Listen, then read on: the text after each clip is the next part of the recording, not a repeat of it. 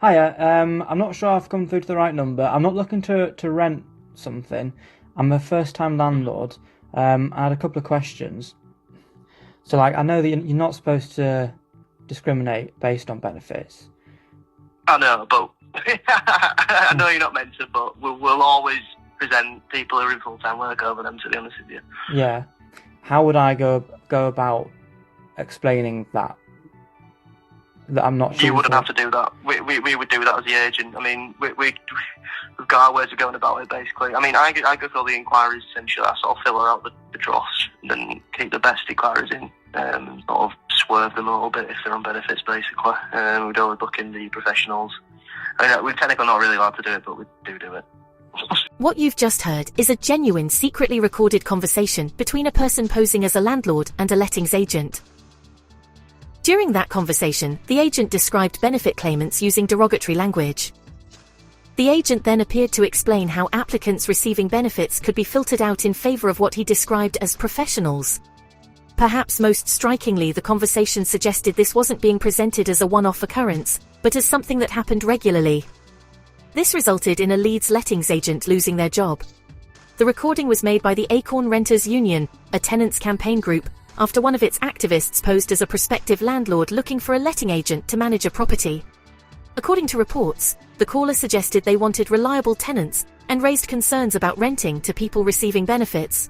During the conversation, the letting agent allegedly described benefit claimants as dross and appeared to explain how applicants receiving benefits could be filtered out in favor of working professionals.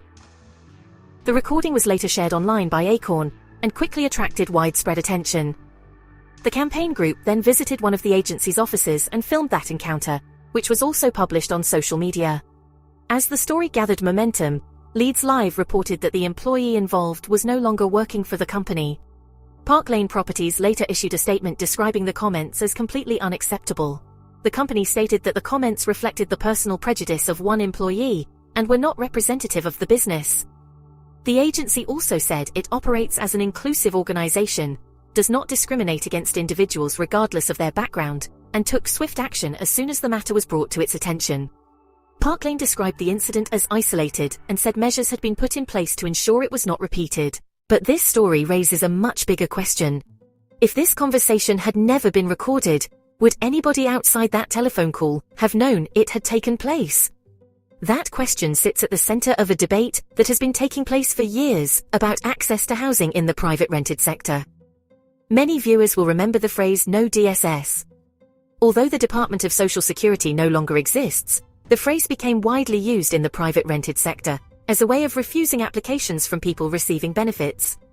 Housing charities and campaign groups argued that many applicants were being excluded before their affordability, references or personal circumstances had even been considered. In 2017, research commissioned by Shelter found that 61% of landlords either refused or preferred not to rent to people receiving housing benefit. The same research found that advice from letting agents was one of the most commonly cited reasons for those restrictions.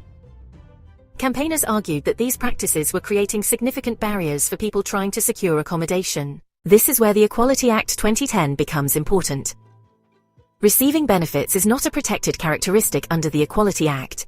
However, a landmark county court ruling in 2020 found that blanket refusals to rent to people receiving housing benefit could amount to indirect discrimination because women and disabled people are disproportionately represented amongst benefit claimants. District Judge Victoria Elizabeth Mark declared for the first time that rejecting tenancy applications because the applicant is in receipt of housing benefit was unlawfully indirectly discriminatory on the grounds of sex and disability. Women are more likely to be lone parents and receive housing support. Disabled people are more likely to rely on benefits because of illness or disability. The court found that blanket exclusions could unlawfully disadvantage protected groups, even where the policy was not specifically aimed at those groups. Despite those legal challenges, concerns about discrimination in the rental market continued. The government has now gone further through the Renters' Rights Act. The legislation, which began implementation in England on 1 May 2026, introduced specific protections designed to prevent discrimination against prospective tenants because they receive benefits or because they have children. Landlords can still carry out affordability checks. They can still request references. They can still assess whether a tenancy is affordable and sustainable. What they cannot do is reject somebody simply because they receive benefits, or because they have children. The principle behind the legislation is that people should be assessed on their individual circumstances rather than assumptions about their income source or family situation, and there are now financial consequences for getting this wrong. Government guidance published in 2026 confirms that local authorities have enforcement powers where they identify rental discrimination. A first breach can result in a civil penalty of up to £7,000. Further penalties can be imposed for continuing breaches, and repeat breaches can result in even more significant sanctions. In other words, this is no longer simply a reputational issue. It is now a compliance issue with potentially serious financial consequences for landlords and letting agents. Supporters of the legislation will argue that recordings such as this demonstrate exactly why these protections were needed. They will point to the conversation and argue that some applicants are still being judged on assumptions rather than their individual circumstances. Others may argue that this was the conduct of one employee rather than evidence of a wider problem. The agency itself has made it clear that the comments do not reflect its values, and that action was taken once the matter came to light. Even though the agency reports that the employee has been dismissed, the business itself is still legally exposed under the Renters' Rights Act. The law states that letting agents cannot hide behind individual staff actions or landlord preferences. For making or acting on these comments, the local council can slap the corporate agency with a £7,000 fine based purely on the balance of probabilities. But regardless of where you stand on that debate, the consequences of this recording have been significant. A secretly recorded conversation, a public backlash, a member of staff dismissed, and renewed scrutiny of how people access housing in England. As the Renters' Rights Act continues to reshape the private rented sector, stories like this are likely to attract even greater scrutiny. The timing is particularly striking.